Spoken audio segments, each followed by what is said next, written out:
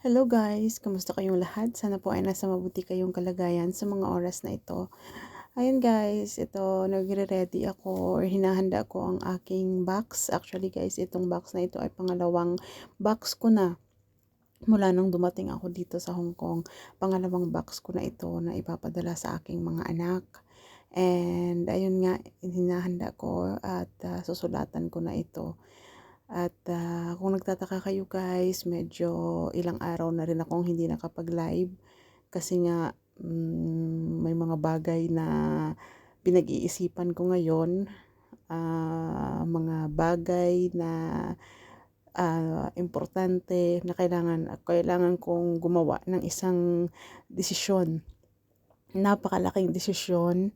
At ayun ay kinukonsulta ko lahat sa mga magulang ko, sa iba kong trusted na kaibigan, sa alam kong mga taong hindi ako ginajudge at hindi ako kailanman tinalikuran. Alam niyo yung taong kahit naglugmok ako is andyan sa akin. Kaya hindi ko alam guys kung itong desisyon ko ay makakapagbabago ba ulit or magiging okay ba ito. Actually guys, wala pa naman, hindi ko pa talaga alam kung ano yung decision ko kasi talagang pinagtatanto-tanto ko pa kung ano ba talaga ang dapat. Kasi ayaw ko naman pong gumawa ng desisyon na pagsisihan ko bandang huli.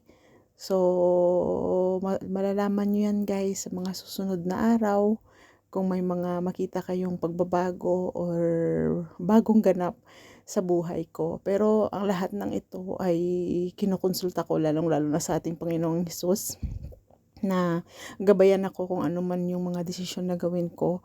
And ayun, abangan nyo na lang po at kung hindi man yun matuloy, kung talagang saan man ako dadalhin ng plano ni God, ay malalaman nyo din po iyan.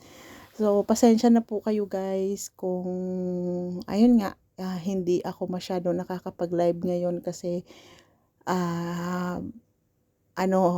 tawag dito, talagang fino-focus ko yung isip ko, yung utak ko sa gagawin ko or sa mga bagay na dapat kong pag-isipan ng maayos. And then, kung ano man yung mga desisyon na gagawin ko na sana hindi ako magsisi.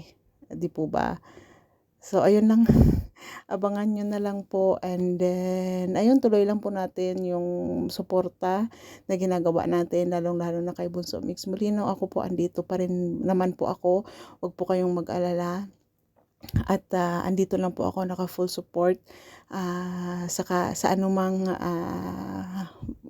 gawain at mga events ni Bunso Mix Molino. Ayun lang at pasensya na kayo kung hindi ako masyado ngayon nakakapag-live kasi ayun nga po, kailangan ko po talagang mag-isip ng maayos para hindi ko pagsisihan kung ano man yung mga desisyon na gagawin ko. Sana naiintindihan nyo yun guys. And ayan, wala pa naman kasi masyadong ganap or update kay Bunso. So, hindi rin ako muna nag-update kasi iniintay din natin kung ano yung sila muna yung mag-update at ifa-follow up na lang natin yon. And ano pa ba? So, ayun nga po. Ayan, sinusulatan ko na yan kasi is-send ko na yan. Mauuna na siya. Pero actually, ayan talaga ay mga damit na ipinamigay ng amo ko para sa mga anak ko yan lahat. And ayan nga, para mapadala ko na, kaya ko na sinulatan ng address and then ipapick up ko na yan dito. Kukunin na yan ng air freight dito sa bahay. So, sa ngayon, yan lang muna yung ma-share ko sa inyo. And tuloy-tuloy lang po tayo. Dito lang naman po ako. Maraming salamat sa patuloy na suporta at pagmamahal. This is me, your Tita Gwen, saying life is short, heaven is forever. Stay strong, stay safe, be kind and be nice. To God be the glory. Paalam po, ingat po kayo palagi.